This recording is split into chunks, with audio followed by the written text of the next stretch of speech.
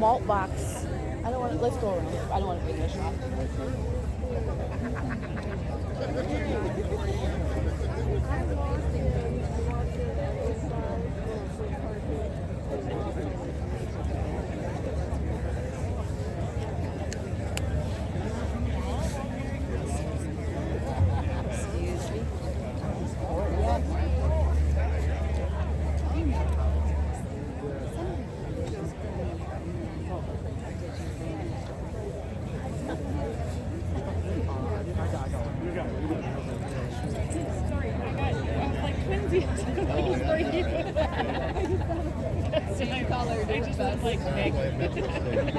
Come on. Yeah, right. You have the wrong color on. That's right. Thank God you can't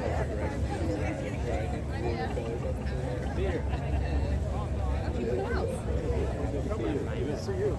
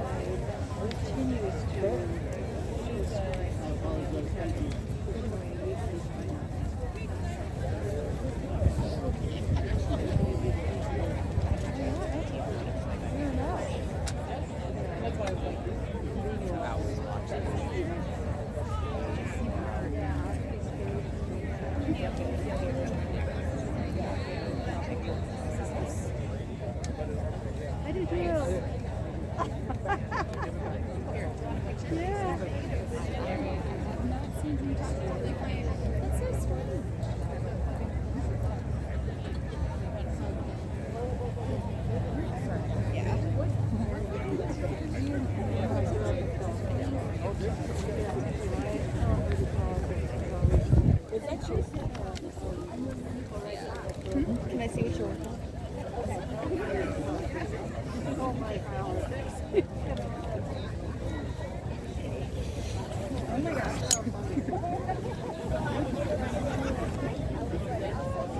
So you guys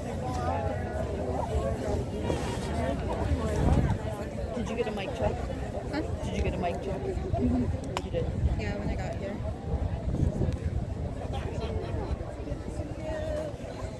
One thing you can do, if you don't want to just wrap up before the meeting right in your hands. No one wants it. That way you don't have to worry about it. Like me, taking you with or and you don't probably have to do it with anybody stepping up. And you can just set it. In fact, do you know what I would do? I would stuff it right here. That way you're not going to get any. All right. Adult is going to trip over it. Looks like there's a few more seats over here that we can fill in. Please feel free to sit down. Please feel free if you need to sit. Good morning, everyone. I'm just going to check it again. Good morning and welcome. Welcome. Welcome to this historic day at the Minnesota State Capitol and the Capitol Mall, Minnesota's front Are you yard. going to stand here? Or are you okay? I'm Eric Cedarleaf Dahl, Executive Secretary of the Capitol Area Architectural and Planning Board. Camera guy. We gather here for a moment generations in the making. For the first time in our state's history, all 11 flags of the sovereign tribal nations in Minnesota will be permanently raised on the Capitol grounds.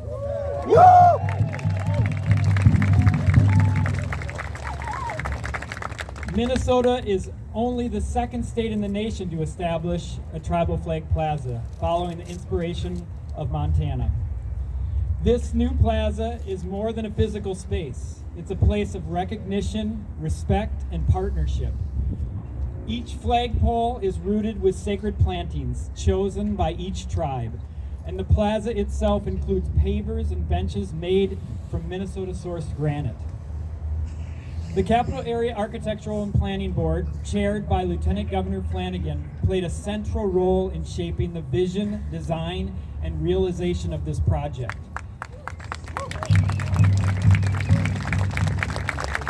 As a shared powers board, we guide planning and decision-making for the Capitol grounds, working in partnership with the City of St. Paul, the legislature, the Minnesota Historical Society, and many state agencies. I'm honored that so many past and present board members, advisors, and staff are here today to share in this proud moment. This day was made possible by the 2023 legislature's investment in the Capitol Mall Design Framework, which is a long-term vision for the future of the Capitol Mall. Together with the steady leadership of Lieutenant Governor Flanagan on the board, what began as a vision grew through planning, design, and now into reality.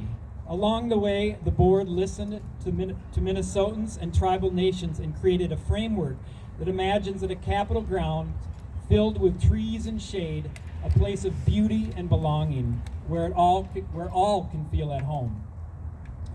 The Tribal Flag Plaza is a key first piece of the Capitol Mall Design Framework. It grew from the thoughts and dreams of Minnesotans from across the state, including representatives from all tribal nations, who shared their voices, hopes, and ideas for the future of these Capitol grounds. Today's completed plaza stands as a more enduring and meaningful space shaped by the collaborations with the tribal nations and the work of Tribal State Relations Executive Director Patina Park and Native American Affairs Coordinator Adam Savinrigo. Bipartisan members of the legislature, our partners at the City of St. Paul and the Department of Administration, Commissioner Gronval, Assistant Commissioner Weslowski and Jesse Held, and Project Manager Laura Haig, and with those who steward this place every day, Arborist Charlie Kruger, Ground Supervisors Joe Dinnebeer and Justin Lang, Facilities Management Director Carrie Suki, and many others. We are also deeply grateful to the design and construction teams who brought this vision to life. Josh Brooks and the team at Sasaki, Ted Lee and Brad Roth's team at HGA, Ryan Morgan at Ryling Construction, Winco Landscaping, and the Minnesota Historical Society. And finally, CAP board members James McLean, Dr. Kate Bean, Representative Cleavorn, Representative Schultz, Senator Pappas, Senator Nelson, James Garrett, Hannah Hills, Melanie McMahon, Michael Bjornberg, and Dana Badgerow. Architectural advisors Danita Lemon, Joe Favor, and Kimberly Sandblue. And staff, Peter Musty, Jesse Hughes, and Ella Kuhn. Together, your vision, dedication, and hard work made this plaza possible. It is truly a privilege to work on this plaza with so many Minnesotans. It is truly a privilege, thank you. It is truly a privilege to work on this plaza with so many Minnesotans and to welcome you all here today. Now, to begin our program, please join me in welcoming Vanessa Goodthunder from the Lower Sioux Indian community and Ojibwe elder Sharon Day to give the Dakota and Ojibwe blessings, followed by the Dakota flag song and raising of the Dakota flags, and then the Ojibwe flag song and the raising of the Ojibwe flags. Please stand if you are able.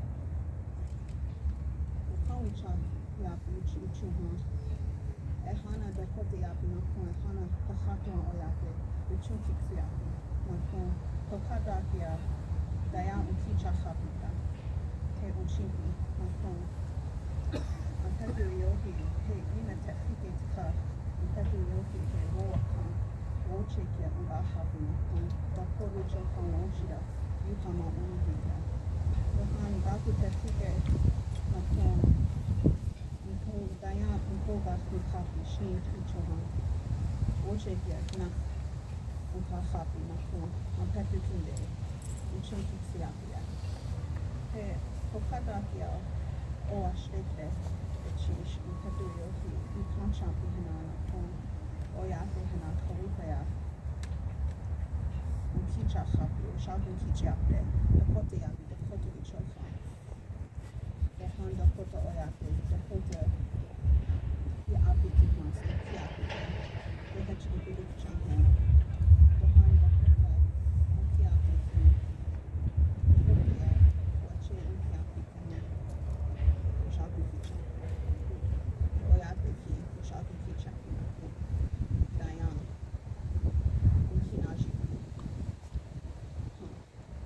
Utoni washte, uchipina, Oya kicha washte, Oya happy.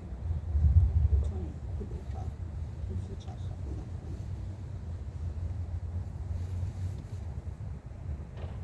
Wakantaka, Oya dehina, Tunku washte dayan, Awa Oya happy. Tukante hige, Ake, Wachempi api heron, Tunku henan, Ake. Hadipi hehan, Maunupi. Hidaki wasi.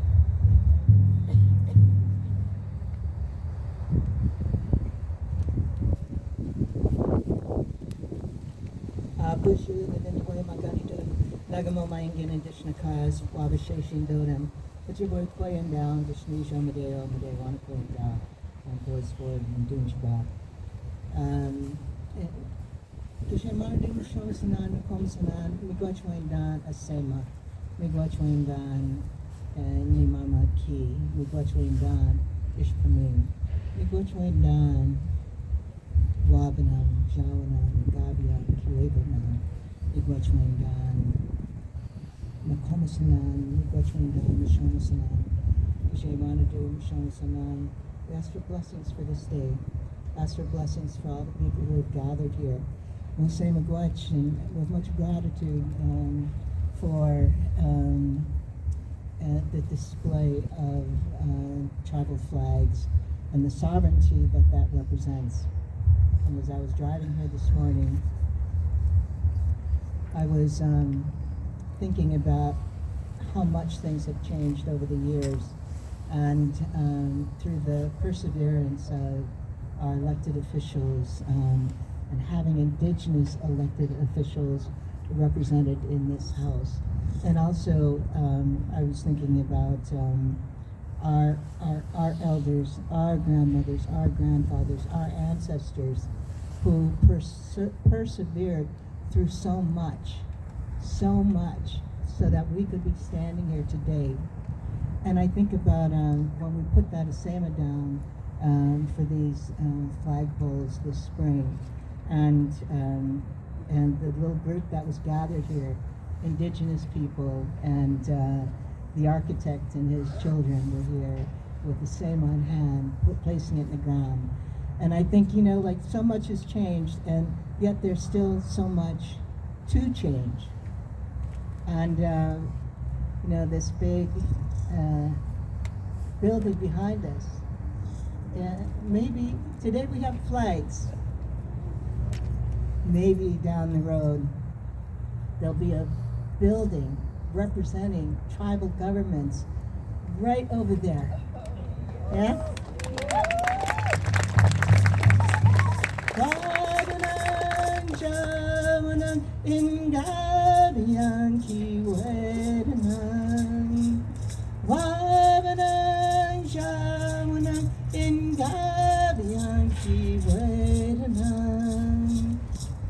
Me watch when done, me mama key, me watch when done, ish from me watch when done, be modest when, me watch when done, no komisanan, me watch when done. Mishome sanan, migwach when done, kije mane do.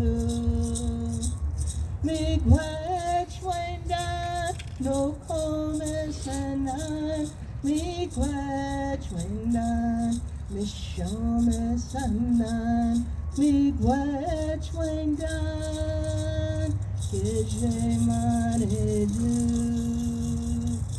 Ajwena Mishnah, Gaje Manidu, Ajwena Mishnah, Gaje Manidu, Ajwena Mishnah, Gaje Manidu, Ajwena Mishnah, Gaje Manidu, Nika, Nika, Nika, Nigana, Miigwech.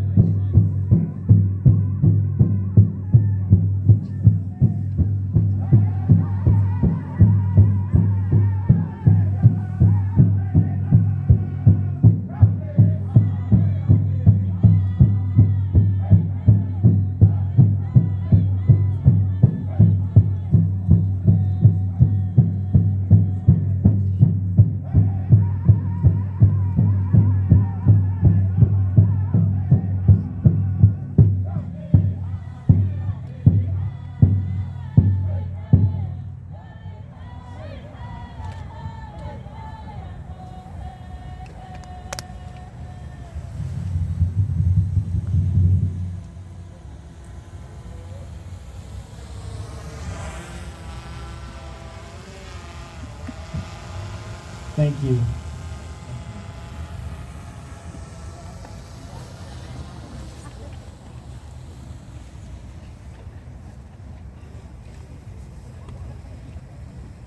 I couldn't be more proud to introduce our next speaker, the Governor of Minnesota, Tim Walz, whose leadership helped make this day possible.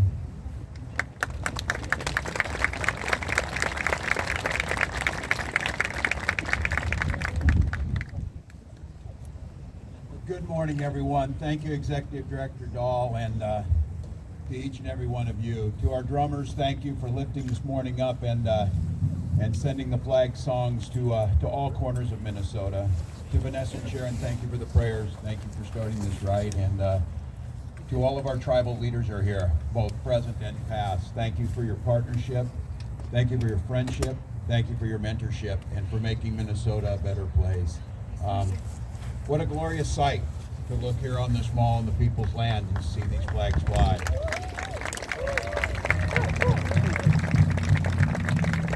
Dakota flags are flying over Dakota land today in Minnesota, and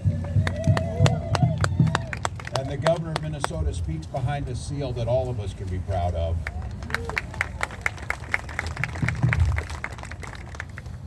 And while we stand in this moment and commemorate these flags, knowing they will be here for generations to come, it's important to think about, as you see the Capitol behind us, Minnesota is a great state.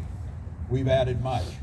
But great states are able to talk about their entire history. They're able to talk about the sorrow and the pain and the mistakes that they've made. And I think many standing here today understand that. And while we can't change the past, we who are living in the present and are in positions to do something about it certainly can change the present and the future. And that's what today is about. As we work through the long past, what we see today is the idea of these flags, and you heard it from each of the speakers. The flags are representative of the sovereignty of each of these nations. And as we coexist side by side, understanding what the past did, understanding those systemic barriers that were thrown in place, and understanding the claims of the sovereign nations that they're heard here. And I will echo what Sharon Day said on this. Having Indigenous representatives in that building is what made the difference for things happening. When the people who represent you look like you and share your heritage, it makes a big difference how they view these issues. So to the legislators who are here, Lieutenant Governor Flanagan and all the leadership, thank you for those folks who made this happen.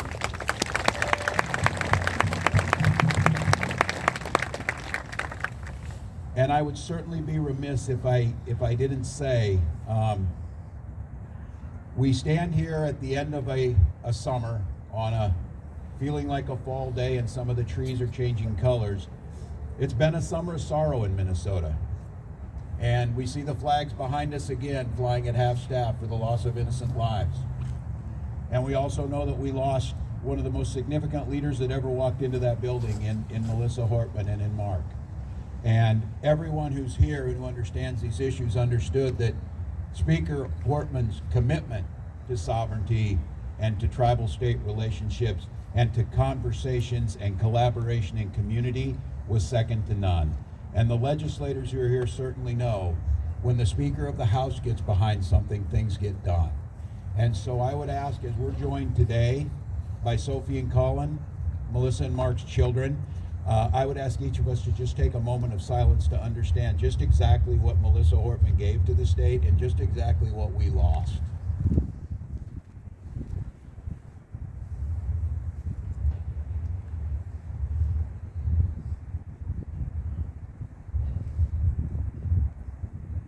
May she rest in power. And speaking of power, this doesn't happen without the mechanisms of the legal aspects to get this done. And to have Lieutenant Governor Flanagan chair up the CAP board, the people who make the suggestions and move it and make the planning happen, this would not have happened. And to be very clear, the Lieutenant Governor's commitment to this space, I've never heard her talk about or greet someone into that building without saying, welcome to your house, welcome to the people's house. And Lieutenant Governor's responsibility is to make this complex functional, to make it safe, to do the things that we know we're all working on. But Lieutenant Governor also focused on something that is absolutely paramount of importance, making this place feel welcome to every single person who calls Minnesota home, no matter their background, no matter their religion, no matter who they are. And Lieutenant Governor's commitment to making sure when those school children come up here, whether they're from Mankato or whether they're from Mille Lacs, that they understand this is their place and there's a place for them. That unwavering commitment to making sure that people feel included and that this is their Minnesota was behind the drive to make sure this happened. And in partnership with all of our tribal nations, again, we can't correct everything that happened in the past, but we can damn sure try and do what we do while we're here to make things right. And with that, we've got someone who fights every single day to make that happen. Minnesota's Lieutenant Governor, Peggy Flanagan.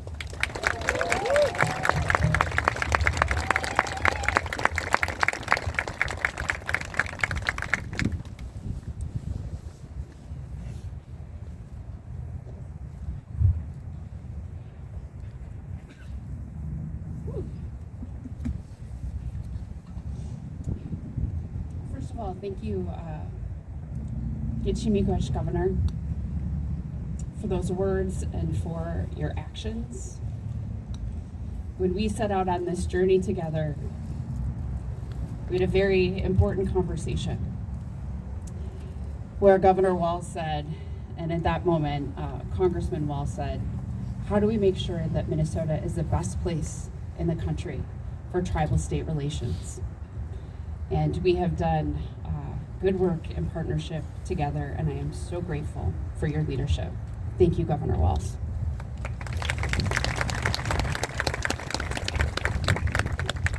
Bonjour, Peggy Flanagan, Indigenous cause Gijiwewida McCoy and Dago, Guabagaga and Cognan Junjaba, Mayangan name. My name is Peggy Flanagan. My Ojibwe name is Speaks in a Loud and Clear Voice Woman. I'm a member of the White Earth Nation. My family's the Wolf Clan, and I'm honored and humbled to welcome you to your house. Today we gather on the homelands of the Dakota people, whose relationship with this land stretches back since time immemorial. We also honor the Anishinaabe people whose nations continue to thrive across what is now Minnesota.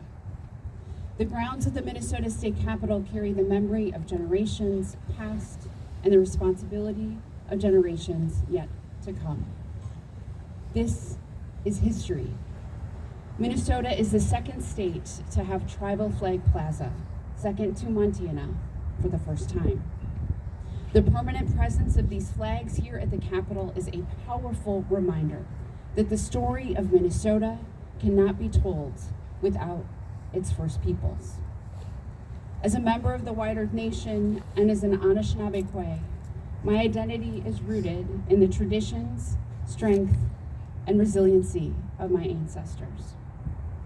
I come from a community that has long understood the importance of connection to the land, to our language, to our stories, and to each other.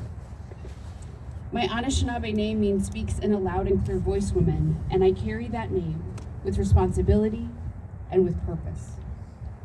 It reflects not only who I am, but how I move through the world. Trying to use my voice to advocate, to lead, and to uplift others in my home state, in our home state of Minnesota. As Lieutenant Governor and the Chair of the Capital Area Architectural and Planning Board, I am deeply honored to help steward the works on the Capitol complex and its surrounding grounds. This work holds profound meaning. It is about more than buildings and landscapes. It is about history, it is about visibility, and it is about belonging. The Capitol should tell the full story of the history of Minnesota, one that honors all 11 federally recognized tribal nations, acknowledges complex histories, and builds a future rooted in inclusion, beauty, and truth. The Tribal Flag Plaza is a flagship project that demonstrates how the Capitol Mall is evolving from a primarily monumental landscape to a more inclusive, representative, and people-centered space.